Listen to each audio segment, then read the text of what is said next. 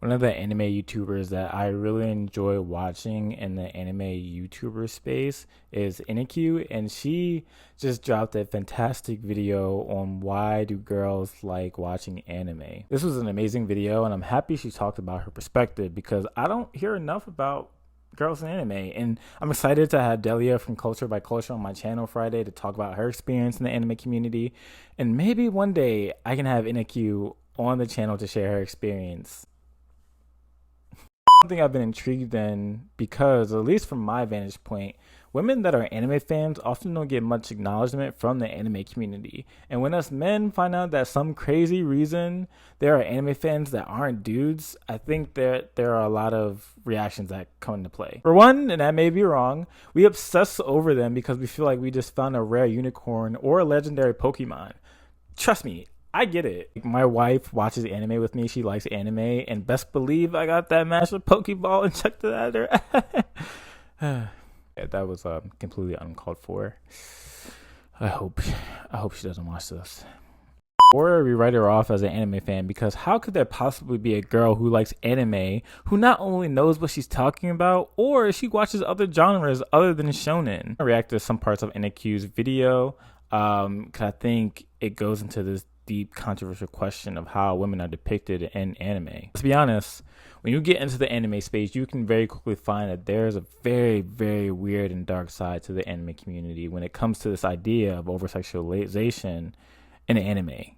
And before we dive in, if you're a Christian watching my channel, Iniq is going to talk about some sexual themes in anime. So if you can't really bear it, I promise you there's a point to me covering this. Just skip ahead or don't watch it. Get it, I have to talk about the anime titties. They take up like 80% of the screen whenever I start a new show. We gotta address the titties. I'm a trigger stan. My favorite anime is Gurren Lagann. And learning that this girl's ass belongs to a 14-year-old and it's taking up the entire screen is objectively weird, silly, and kinda concerning. One of my other favorite shows is Kill la Kill, and yeah, you know. And even with all of that, as a woman, I can still say that I love these shows dearly. The math isn't mathing here. How dare I call myself a feminist if I watch those shows? How can I say this as a girl's girl? Okay, so I love how she's able to talk about these shows and her reason for enduring Gurren Lagann and Kill la Kill, and yet separate that and still say that these shows are kind of wild. Like, I have a pretty good tolerance for anime and when it comes to the objectification of women, unfortunately, but Kill la Kill is one of the shows I tried watching when I was younger, and I just couldn't because I couldn't deal with the,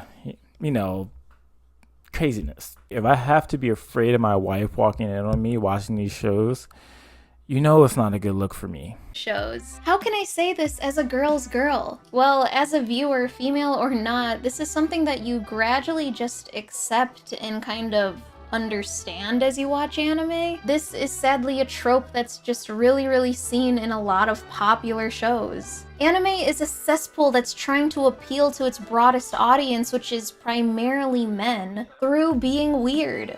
I love that she says cesspool. I think that's really funny. And hopefully what I've learned as you watch these popular shows, you just gotta hope that the weirdness and the fan service doesn't get in the way of an actual, like, serious show, or maybe it'll elevate. It's unfortunate that the way the world sometimes looks at men and says that the objectification of women in fantasy is what's going to keep all male anime fans around to watch anime. It gives a stereotype for me to fall into that all dudes like is sex, violence, and all the other debauchery that makes men feel like men. Probably one of the best anime that I have watched in the past few months is The Ranking of Kings, and dare I say, Fruits Basket. And the storytelling, drama, excitement, these shows are able to tell without overt nudity or objectification of women is amazing. Honest, just to talk from a Christian perspective, and the reason why some Christians like to say that anime is quote unquote demonic or that Christians shouldn't be watching it is probably one of the things with the nudity and objectification of women and sexuality and stuff like that. I think when Christians see this, like, they automatically associate it with what they watch, like, corn, right? I guess that's the YouTube term of saying things now so you don't get demonetized. I'm not monetized anyway, so it don't even matter. But I think this is the reality for a lot of Christians, where it's like, oh, like you watching anime and it shows these things that could automatically like trigger me, so therefore I'm not going to watch it. I see it from that perspective, because anime can be just over the top sometimes, and some people just don't struggle with it like some other people do. And I think it is what it is.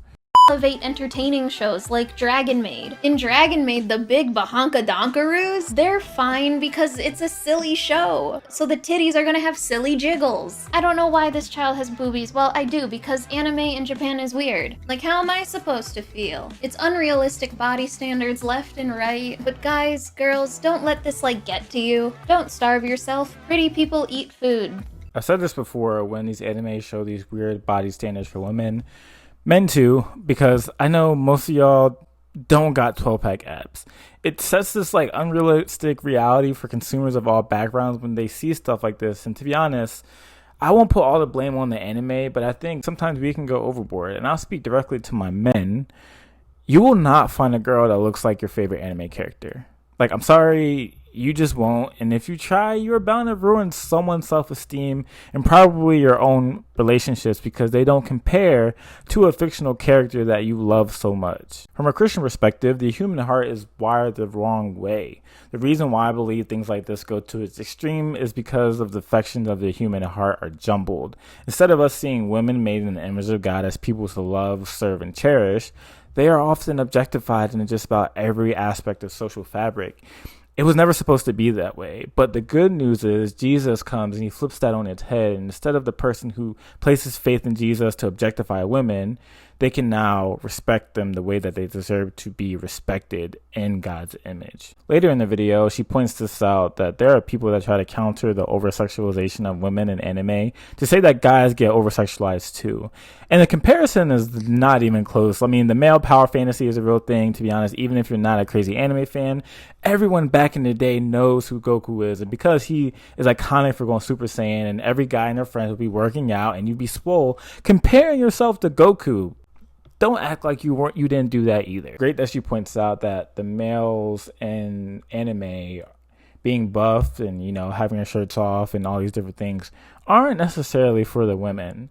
They're for the men. Like, I can tell you, like, how many guys that I know and guys I see on TikTok, the cesspool of TikTok, they all want to be like their favorite anime character, which is, you know, nothing wrong with that. But like, it can go to its extreme when you realize that you really can't be your favorite anime character. It's about this male power fantasy, and I think that is a real thing. I guess we got to talk about it. The fact that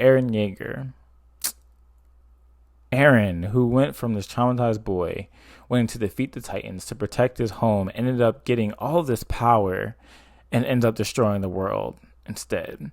And it doesn't matter what moral implications come from the anime. The fact that dude decided to become the villain because there was no supposed other option is crazy. And now there's a whole divide in the fandom now, because you got Aaron stans thinking that they can be Aaron without any repercussions, that he did nothing wrong. The male power fantasy is real here, and I believe it takes extreme in Aaron, because the anime gives off this idea that having ultimate power means you can do whatever you want. That's not reality. This idea of power plays out in our real life with dudes in the red pill, with this caricature of power. If I have more money, if I work out for 6 hours a day, if I get all the girls I want, then I will be the man. I will have power. But that's not what defines a man. You want to know who was a man who had power and used it correctly? Jesus.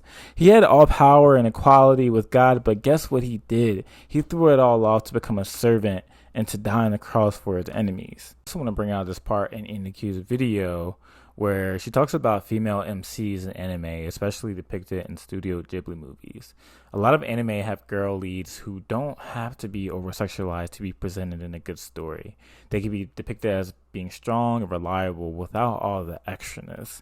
And to be honest, I've grown to be a fan of those type of anime. I'm becoming less entertained by the anime tropes, but to be honest, I'll admit I'll take a nice slice of life story every once in a while that doesn't objectify women. Stories that can make me relate to the everyday life that I live, I think, are the best. If I'm being honest, and this is just an opinion, if you need to over-sexualize your female characters in your story, then your story probably sucks. I'm gonna just be honest. It is what it is. Go watch the rest of NQ's video. It was really good, and it deserves all the likes and follows. An amazing breakdown on this reality of women liking anime. So let me know what you think. Go comment on her video. Let her know what you think of it. I'll catch you guys later.